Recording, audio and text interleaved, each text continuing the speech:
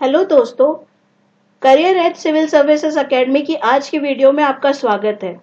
दोस्तों, सही optional subject को चूज करना बहुत ही इम्पोर्टेंट टास्क है और बहुत इम्पोर्टेंट भी, क्योंकि ऑप्शनल 500 मार्क्स का होता है जो कि टोटल मार्क्स का 25% हिस्सा होता है।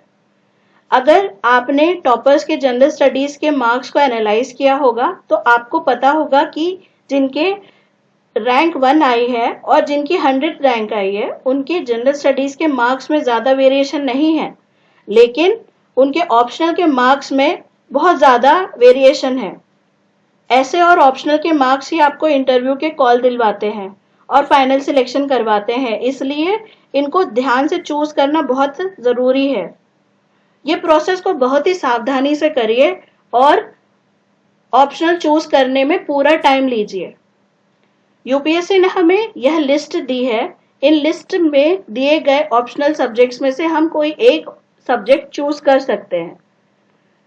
लिस्ट में सबसे पहले हैं agriculture, animal husbandry and veterinary science, anthropology, botany, chemistry, civil engineering, commerce and accountancy, economics, electrical engineering, geography, geology, history, law, management, mathematics, mechanical engineering, medical science, philosophy, physics, political science and international relation, psychology, public administration, sociology, statistics, zoology, और हम कोई भी एक literature का subject भी ले सकते हैं।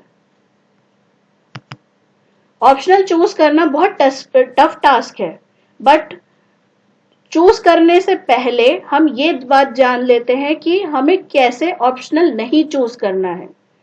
सबसे पहले है ट्रेंडिंग ऑप्शनल पे नहीं जाना है।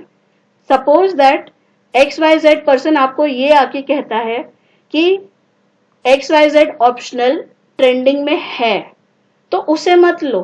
क्यों? क्योंकि उसका पेपर टफ आएगा और उसमें आपको मार्क्स नहीं मिलेंगे, क्योंकि वो सभी ले रहे हैं। सेकेंड मिथ है कि कोई ऑप्शनल जब कोई नहीं लेता, सपोज मैथिली लिटरेचर ज्यादा लोग नहीं लेते हैं, तो सब आपको सजेस्ट करेंगे कि नहीं नहीं वहां मत लो। क्यों? क्योंकि उसकी मटेरियल अवेलेबल नहीं है। बट ऐसे भी हो सकता है कि वो सब्जेक्ट में आप ज्यादा कंफर्टेबल हो। तो ट्रेंडिंग ऑप्शनल के हिसाब से आपको सब्जेक्ट नहीं डिसाइड करना है। आपको वो सब्जेक्ट लेना है जिसमें आप ज्यादा से ज्यादा कंफर्टेबल हो, आप ज्यादा से ज्यादा टाइम तक उसको पढ़ने के लिए अवेलेबल हो, आप वो उसको पढ़ना चाहते हो और आप उसको समझते हो। कोई ऑप्शनल ट्रेंड में नहीं होता दोस्तों। आप उस ऑप्शनल को चूज करिए जिसमें आप स्कोर कर सकते हैं। यूपीएससी किसी ऑप्शनल को फेवर नहीं करती। हर ऑप्शनल का पेपर टफ होता है या इक्वल पैटर्न पे डिजाइन किया जाता है। अब ये ट्रेंड के साइकिल में मत फंसना। आपको जो भी ऑप्शनल डिसाइड करना है पूरी गंभीरता से सोच विचार करके ही करना। सेकंड मिथ है, आपके फ्रेंड ने बताया या किसी और टॉपर ने बताया या आपकी क्लास ने बताया कि आप XYZ ऑप्शनल ले लो, बट ऐसे मत चूज कीजिएगा आप ऑप्शनल कि आपके फ्रेंड ने ले लिया या किसी ने बता दिया। आप वो ऑप्शनल चूज करिए जिसमें आप कंफर्टेबल हो, आप नॉलेज है उस ऑप्शनल का आपको।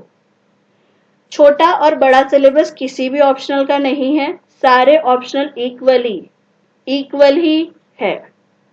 उनका सब्जेक्ट मैटर इक्वली ही डिसाइड किया गया है। Don't choose optional because someone else have told you to choose it. Don't choose optional just because any institute is saying this to you. Next is how to choose optional. कोई भी optional को choose करने से पहले उस subject को 15 दिन दीजिए। ये बहुत इंपॉर्टेंट स्टेप है दोस्तों। कुछ मेथड्स आप अगर इस्तेमाल करेंगे अपने ऑप्शनल चूज करने के प्रोसेस में, तो आप उसको ज्यादा बेहतर तरीके से चूज कर पाएंगे। सबसे पहले आप सिलेबस और क्वेश्चन पेपर को डाउनलोड कीजिए, उसको प्रिंट आउट निकालिए और एक मार्कर पेन से उसको मार्क करिए कि क्या क्या टॉपिक्स आपने सुन रखे हैं, आपने इसके पहले कौन से टॉपिक्स को नहीं सुना है। सपोज जैसे ज्योग्राफी में बहुत सारे टर्म्स को आपने नहीं सुना होगा, तो आपको बेशक सी बात है कि वो आपको नहीं समझेगा। इसलिए सबसे पहले आप सिलेबस निकालिए, क्वेश्चन पेपर निकालिए और 26 ऑप्शनल सब्जेक्ट्स की लिस्ट निकालिए। उसको फिर एक एक करके एलिमिनेट करिए। अब एलिमिनेट कैसे करेंगे? मेडिकल साइंस के जो स्टूडेंट्स हैं वो लॉ और अकाउंट्स के सब्जेक्ट्स तो नहीं लेंगे। वैसे ही जो ह्यूमैनिटीज वाले हैं, जिन्होंने ह्यूमैनिटीज सब्जेक्ट से ग्रेजुएशन किया है, वो जाहिर सी बात है फिजिक्स और केमिस्ट्री, बायोलॉजी ये सब्जेक्ट्स नहीं लेंगे। जो लॉ फील्ड के हैं वो सिविल इंजीनियरिंग या मैकेनिकल इंजीनियरिंग सब्जेक्ट्स नहीं लेंगे। तो इस तरीके से आपको एलिमिनेट करना है अपने रिसोर्सेस के हिसाब से कि आपको किस फील्ड में, किस सब्जेक्ट में ज्यादा इंटरेस्ट है। मेरे सजेशन के हिसाब से आपको वो सब्जेक्ट चूज करना चाहिए जो आपका ग्रेजुएशन लेवल पे है। सबसे पहले आप ये चीज डिसाइड कीजिए कि आपको क्यों आपका ग्रेजुएशन लेवल का सब्जेक्ट नहीं लेना है, वो आप डिसाइड कीजिए, फिर आप दूसरे सब्जेक्ट्स को चूज कीजिएगा। लास्ट में एलिमिनेट करके आपके पास में 2 से 4 ऑप्शनल बचेंगे। 2 से 4 ऑप्शनल को आपको 15 दिन देने हैं हर ऑप्शनल को इंडिविजुअली। जब तक आप उसके सिलेबस को समझ नहीं लेते, जब तक आप उसके सिलेबस को के हर टॉपिक को एक बार गूगल नहीं कर लेते, आप कोई सब्जेक्ट डिसाइड नहीं कीजिएगा। ये सब करना इसलिए इंपॉर्टेंट है क्यों ऑप्शनल सब्जेक्ट जो है वो मोस्टली ग्रेजुएशन लेवल और पोस्ट ग्रेजुएशन लेवल का आता है। यूपीएससी जो क्वेश्चंस पूछते हैं वो सब्जेक्ट हमें जो 3 साल या 5 साल में तैयार किया जाता है, वो हमें सब्जेक्ट 1 साल में तैयार करने के लिए बोलते हैं। और कोचिंग क्लास वाले तो ये कहते हैं कि 3 महीने में हम आपको 5 साल का कोर्स खत्म करा देंगे। तो सबसे इंपॉर्टेंट ये होता है कि आप कंटेंट को आप पढ़िए। कंटेंट को पढ़ने के बाद में आप डिसाइड करिए कि आपको कौन सा सब्जेक्ट लेना है। जब आपने 2-3 सब्जेक्ट्स को निकाल लिया, एलिमिनेट कर लिया, उसके बाद आप ये चीज भी प्रायोरिटी पे रखें कि उस सब्जेक्ट का स्कोरिंग कितना है। दूसरी बात है वो उस सब्जेक्ट का मटेरियल कितना अवेलेबल है। तीसरी बात है उसका पास्ट क्वेश्चन पेपर अवेलेबल है या नहीं, कि टेस्ट सीरीज अवेलेबल है या नहीं, उसकी गाइडेंस अवेलेबल है या नहीं आपके टाउन में, ऑनलाइन ऑफलाइन जैसे भी मर्जी, बट ऑप्शनल सब्जेक्ट्स का गाइडेंस होना जरूरी है। ऑप्शनल चूज करने से पहले ये भी आप ध्यान रखिए कि आफ्टर 3 मंथ्स जब आपकी क्लासेस ओवर हो जाएगी या आपने किसी से गाइडेंस ले लिया, क्या आप वो सब्जेक्ट को, आपको अगर डिफिकल्टी आती है तो क्या आप वो सब्जेक्ट को खुद से प्रिपेयर कर पाएंगे, आप उससे सेल्फ स्टडी कर पाएंगे। ये भी देखिएगा कि ऑप्शनल सब्जेक्ट को अगर आपको खुद से प्रिपेयर करना पड़ा तो क्या आप इतने एलिजिबल हैं कि आप उसको खुद से प्रिपेयर कर सकें। दोस्तों ऐसे ऑप्शनल सब्जेक्ट्स को सिलेक्ट करना चाहिए जो आप लास्ट अटेम्प्ट तक के पढ़ पाओ। आप बीच में अपने जर्नी में आप ऑप्शनल को चेंज नहीं कर सकते जस्ट बिकॉज कि वो आपको बोरिंग लग रहा है या आप उसमें मार्क्स फेच नहीं कर पा रहे हैं।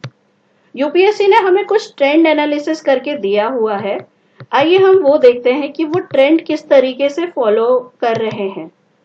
ये देखिए ऑप्शनल सब्जेक्ट्स की लिस्ट दी गई है। Number of candidates appeared in particular optional paper, candidates recommended जिनको मींस इंटरव्यू कॉल आई है या फाइनल सिलेक्शन हुआ है, और सक्सेस रेट दिया गया है।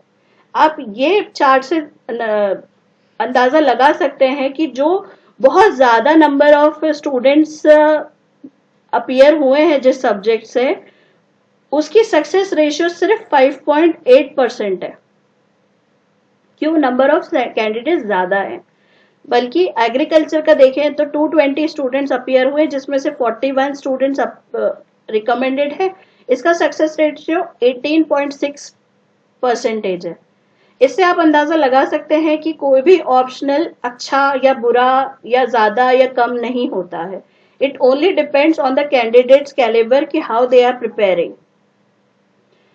ऑप्शनल सब्जेक्ट्स को जब मैंने कहा कि 15 डेज देने होंगे, तो 15 डेज में आप क्या करें, आप कैसे एनालाइज करें कि आपको वो सब्जेक्ट में रुचि है या नहीं, आपको वो सब्जेक्ट में इंटरेस्ट है या नहीं।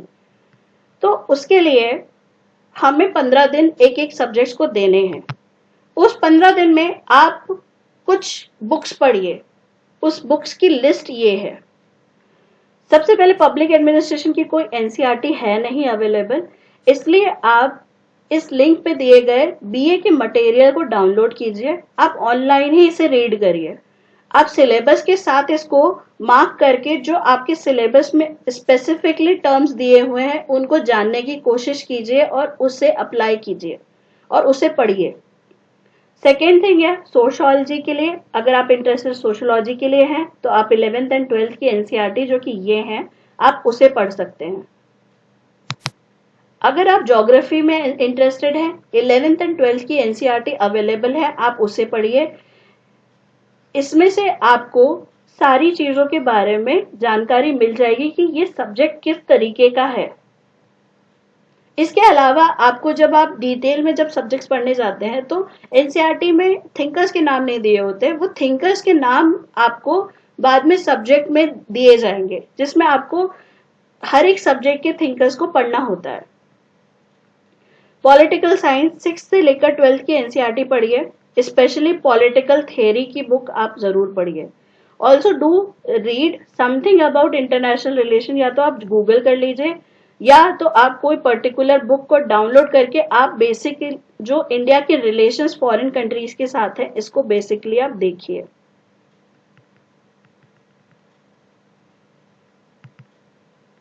एंथ्रोपोलॉजी, इसकी कोई पर्टिकुलर एनसीईआरटी नहीं है, बट कंटेंट मैटर कुछ इस तरीके से है कि it is a combination of history, sociology and biology concepts. तो इसमें केस स्टडीज आती है, इसमें mostly studies is related to evolution of man. ये इस सब्जेक्ट का कंटेंट मैटर है। तो उसके लिए आप सोशियोलॉजी की एनसीईआरटी 11th स्टैंडर्ड की पढ़ सकते हैं, बायोलॉजी की एनसीईआरटी 12th स्टैंडर्ड की पढ़ सकते हैं, जो कि chapter 5th 6th and 7th है। और go through the syllabus properly, हर एक सब्जेक्ट के सिलेबस को ही रीड करिए। ऐसा नहीं पूरी बुक आपको नहीं पढ़नी है, जो आपके सिलेबस में टॉपिक्स दिए हैं बस उसे ही पढ़ना है आपने। If you are willing to take philosophy, you can read BA IGNOU material or MA material also, as no NCERT is available. Go through the syllabus, read selectively. ये लिंक दी गई है, इसमें आपको BA के मटेरियल अवेलेबल है। अगर आप history choose करना चाह रहे हैं तो हिस्ट्री में आपको 11th 12th की एनसीईआरटी आप पढ़ सकते हैं। और किसी भी सब्जेक्ट्स में अगर आपको और इन डेप्थ और पता करना है तो आप बीए और एमए का इग्नू का मटेरियल रेडिली अवेलेबल है, आप उसको पढ़ सकते हैं। इसे पढ़ने के बाद आपके जो कंसेप्ट्स है रिलेटेड टू सब्जेक्ट, कुछ मिथ्स होंगे, कुछ सुपरफिशियलिटी होगी, कुछ ऐसा लगेगा कि बहुत इजी कंटेंट है, मैंने स्कूल में काफी अच्छा ग्रास किया था या अच्छे मार्क्स फेच किए थे तो मुझे वो सब्जेक्ट में ज्यादा इंटरेस्ट है।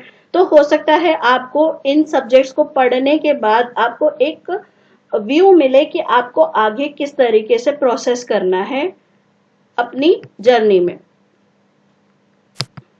कुछ बातें और भी इंपॉर्टेंट है दोस्तों, जैसे कि जो सब्जेक्ट है, जैसे सपोज अगर आप हिस्ट्री चूज करने की बात कर रहे हैं तो हिस्ट्री जो सब्जेक्ट है वो जनरल स्टडीज के पॉइंट ऑफ व्यू से बहुत डिफरेंट है एज कंपेयर टू ऑप्शनल के सब्जेक्ट में। ऑप्शनल में बहुत ज्यादा थिंकर्स होते हैं, थिंकर्स के व्यू पॉइंट्स हमें लिखने होते हैं और वो उसको स्टडी करना, उसको याद करना थोड़ा टफ होता है। दूसरी बात है जीएस का जो कंटेंट मैटर है वो बहुत ही ऊपर ऊपर से है, ज्यादा इन डेप्थ नहीं है। लेकिन ऑप्शनल का जो कंटेंट मैटर होता है वो जो टॉपिक दिया है उससे भी काफी डीप होता है। तो आप इस बात को ध्यान रखिए सिलेक्शन करने से पहले। ये देखिए ऑप्शनल की टेस्ट सीरीज अवेलेबल है या नहीं, because you will need writing practice. बिना राइटिंग प्रैक्टिस के आप ऑप्शनल में अबव 300 मार्क्स या अबव 250 मार्क्स नहीं ला सकते। For getting final selection you will need above 250 marks in any optional. अब बात करते हैं पेपर की। पेपर किस तरीके का होता है ऑप्शनल का। जो पेपर 1 है ऑप्शनल का, किसी भी ऑप्शनल का, वो ट्रेडिशनल नेचर का होता है और पेपर 2 जो होता है वो डायनामिक नेचर का होता है। डायनामिक मीन्स पेपर 1 में जो हमने पढ़ा है उसको हम करंट अफेयर्स के साथ मर्ज करके पेपर 2 में अप्लाइड पोर्शन लिखते हैं, तो वो हमारा अप्लाइड पोर्शन हो जाता है। इसलिए Paper 1 of all subjects are traditional in nature. Paper 2 is dynamic. It is mostly applied part of paper 1. You need to integrate part 1 and current affairs with writing answers. ठीक है दोस्तों। अब दूसरी बात, पेपर कैसा होता है। देखिए पेपर में 8 क्वेश्चन आएंगे। 8 में से आपको 5 क्वेश्चन अटेम्प्ट करने होते हैं। 5 क्वेश्चन अटेम्प्ट करने पे आपको फर्स्ट और 5th क्वेश्चन कंपल्सरीली लिखना होता है, कंपल्सरी है वो आपके लिए। प्लस क्वेश्चन नंबर 1 में 5 क्वेश्चन सब क्वेश्चन होंगे, 5 सब क्वेश्चन होंगे। ऐसे ही क्वेश्चन नंबर 2 में 5 सब क्वेश्चन होंगे या 2 सब क्वेश्चन होंगे, बट ऐसा नहीं है कि एक स्ट्रेट फॉरवर्ड क्वेश्चन आएगा, उसमें सब पार्ट जरूर होंगे। तो optional paper 1 and 2 there will be 8 questions, out of which you have to attempt 5 questions. Question number 1 and 5 are compulsory and remaining 3 are to be attempted choosing at least 1 question from each section. समझा दोस्तों। और 5 सब question हर एक question में होंगे। एक और बात जो बहुत ज्यादा ध्यान देने वाली है, सपोज अगर आप साइंस स्टूडेंट है तो आप सिविल सर्विस एग्जाम्स के साथ साथ एक और पेपर होता है इंडियन फॉरेस्ट सर्विसेज का। अगर आप वो भी उसकी सर्विसेज के लिए भी आप अप्लाई कर रहे हैं तो आप ऑप्शनल वो चूज करिए जो फॉरेस्ट सर्विसेज के लिए अवेलेबल है। ऐसा ना हो आप ओवरलैप करें। आप एक ऑप्शनल, सपोज आपने फिलोसॉफी सिविल सर्विसेज के लिए ले लिया, आपको फिलोसॉफी ऑप्शनल फॉरेस्ट सर्विसेज के लिए नहीं मिलेगा, तो बेटर है कि आप वो ऑप्शनल डिसाइड करें जो आप एक बार पढ़ के दोनों एग्जाम्स को क्वालिफाई कर सके। दूसरी बात यह है कि ऐसा ऑप्शनल आप चूज करें जिसमें आपको लेबर कम करना हो, जिसमें डायनामिज्म ज्यादा ना हो, ज्यादा करंट अफेयर्स ना हो, थोड़ा स्टेबल सब्जेक्ट आप चूज करिए। फिलोसॉफी कुछ हद तक स्टेबल ऑप्शनल है, ऐसे ही जो लॉ है वो कुछ हद तक के स्टेबल ऑप्शनल है, बट लॉ का कंटेंट मटेरियल बहुत ज्यादा है। जो 5 इयर्स में या 3 इयर्स की डिग्री कोर्स में पढ़ा जाता है उसके 32 सब्जेक्ट सारे एक साथ आपको एक ही ऑप्शनल में पढ़ने पड़ते हैं। ऐसे ही कुछ बातों को ध्यान रखते हुए आप अपने ऑप्शनल्स को अच्छे से डिसाइड करिए। पूरा टाइम दीजिए। अगर आपको डिसाइड करना नहीं हो रहा है आप 2 महीने लीजिए, 3 महीने लीजिए, बट नॉर्मली बहुत अच्छे से सोच विचार के आप ऑप्शनल डिसाइड करिए। कम लेबर लगे आपको और कंटेंट और मटेरियल, आपका स्टडी मटेरियल रेडीली अवेलेबल हो। आपको यूपीएससी सिविल सर्विसेज से रिलेटेड कोई भी इंक्वायरी हो, कोई भी नॉलेज आपको चाहिए, कोई भी इंफॉर्मेशन चाहिए रिगार्डिंग एनी ऑप्शनल, आप कमेंट बॉक्स पे कमेंट कर सकते हैं। I will try to help you. Thank you very much for watching this video. Thank you very much.